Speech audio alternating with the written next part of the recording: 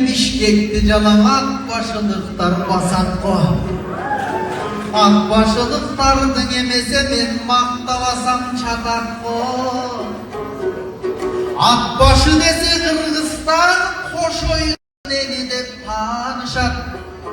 Alemin Koşoy'du mana sıylagan. Anı Kırgızlar kaydan tanışak. Akbaşı degen büyük yer, Akbaşı degen ıyık yer.